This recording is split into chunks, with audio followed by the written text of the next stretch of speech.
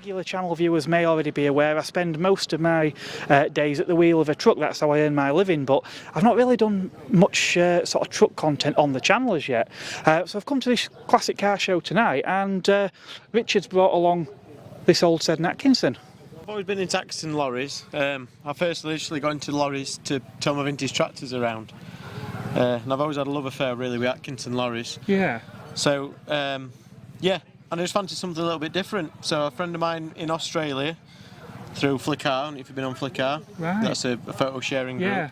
Yeah. He showed this picture of this Australian built Atkinson on top of this container. Right. So I jokingly said we ought to have that back in the UK. And yeah, so that's what we did. Here it is. So I just got the cab. The cab was just saved on the top of a container. Paid $120 for the cab, and the shipping cost $1,400. Yeah. So I didn't really have a lot to lose, to be fair. Yeah. And it's the only second one ever to come to England. The first one was in 1968. Right. It was in Earl's Court Show. 1968, and it was actually brought across from Hanson's of Wakefield. So the lorry just up there is a replica of a Hanson vehicle, because Hanson's used to run 500 Atkinsons at once during the 1960s and 70s. Right, okay. And obviously he was a major buyer of the Atkinson truck. Yeah. So that's why he got one sent across. Was this one, were these assembled out there, or was this one built here and exported? Or they came as a flat pack. And then when they got to Australia, they built the cab in Australia. So reinforced plastics built this cab. Yeah. So originally they were a Fordden dealership. If anyone's heard of Fordden trucks. Yeah. And Fordden's just didn't want the franchise in Australia. They thought it was too far to go, you see. Yeah. So they're looking for someone else, and Atkinson's came along, because Atkinson's got a really wide chassis frame. Okay. So they can put whatever size engine in them, which obviously in Australia they need to pull heavier loads and bigger loads with the road trains, yeah. So yeah, they proved really popular in Australia. Yeah. Do you know much about the history of this vehicle then before? The actual truck that it's based on is from British steel, Shotton. So it was just used to be used for carting steel, but it didn't actually do a lot of work, to be fair. The actual chassis and engine were in really good condition, really. The engine's been overhauled, everything's been overhauled, but as trucks go, it didn't particularly have a lot of hard work, really. Yeah, I was thinking this cab, I know a lot of the, like we mentioned, like the Fodens and the VRFs, they used to do a lot of those cabs in glass fibre, didn't they? What's the cab on this one made of? This is twin glass fibre, but it's twin skinned. Right. So everything's designed so you get a really good airflow. Okay. So obviously they thought a lot about a lot of things, so such as the air cleaner. Obviously there's a lot of dusty roads. Yeah. So the air cleaner actually would originally suck air in from the front here. Oh, right. It goes in a twin skin, so then in your cab as well you get fresh air. Right. In your cab tea as well. Yeah. Try and keep dust down. Yeah, and I imagine especially the ones that were in Australia, that would have been key to it. Would have been key, yeah. Excellent. So it is like it's a weird, not a weird shape, it's like a Marmite sort of shape. Yeah. Some people love it and then some people loathe it, so. Yeah. So in terms of power, so it's a Cummins diesel, is it, in these ones? This is a 12 litre 12. Cummins. Which at the time, were fair old. Yeah, they were, yeah, it's 220 horsepower. There weren't too many 250 Cummins then, but they were slowly creeping in. But obviously, most Atkinsons back in the day were fitted with Gardner engines, a British Gardner engine. Yeah. This Cummins were actually produced in Scotland, because they started building them in Scotland. Yeah. So that's where this is. It's a Scottish built. And were these turbocharged, or were they still normally aspirated? No, still normally aspirated. There weren't actually many Atkinsons. The only Atkinson ever to have a turbo was a 280 Rolls Royce. Yeah. There were only ever 18 fitted with that particular engine. So. Yeah. I mean, thinking at the time this was out, I mean, even your heavier haul trucks, there probably weren't much out there with more than 300 horsepower, was there? No, it's. I think we all get a bit run away with horsepower. I think that's a lot of problem with modern cars and the diesel problem with them. Oh, definitely. Because they don't get driven. Yeah. And a diesel needs to be driven. This lorry's peak torque is at 1800 RPM. Yeah.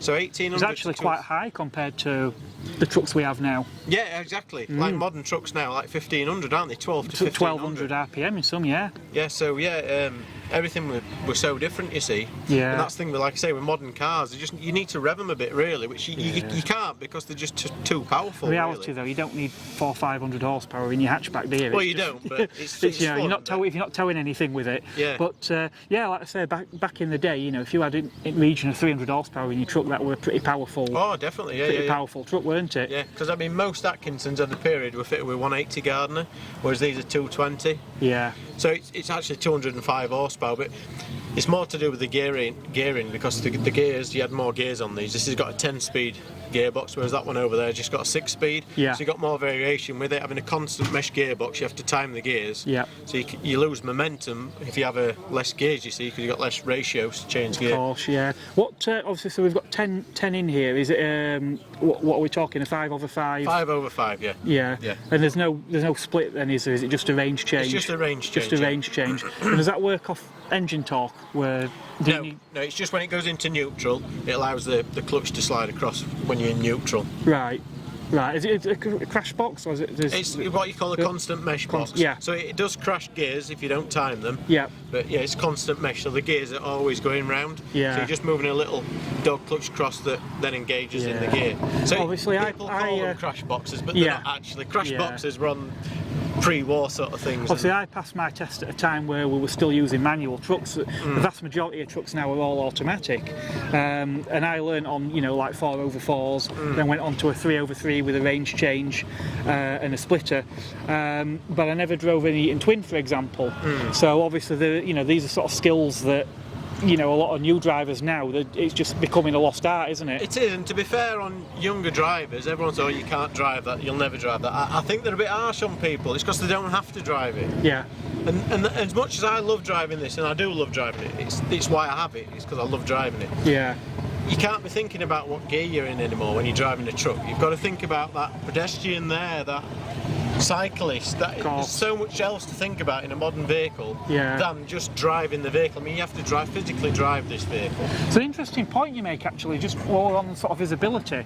Obviously, cabs of this generation, we do have quite a lot of glass area compared to a lot of the modern trucks where you've got sleeper cabs, and quite often windows are not, windows are just often not really spec'd anyway. But on the flip side of that, our trucks today, we've got a lot more mirrors. So we have the curved mirrors, we have wide angle mirrors, we have mirrors over the front, where here you've basically got two big mirrors and that's your lot, isn't it? And they actually do look bigger than a lot of the mirrors I've seen on. Yeah, because Australians spec their West Coast mirrors, but they are actually pretty useless because they're just too narrow. Yeah. But yeah, they are just too narrow. You soon lose your trailer if you're not careful. Oh yeah, especially if you're pulling. If this was on steel, for example, if you were pulling an extender trailer, like I say, you're soon going to lose sight of that, aren't you, on the bend? Yeah. But the actual Atkinson border cab is really good visibility. Yeah. Really good visibility. This is good visibility. Yeah. But yeah. Excellent.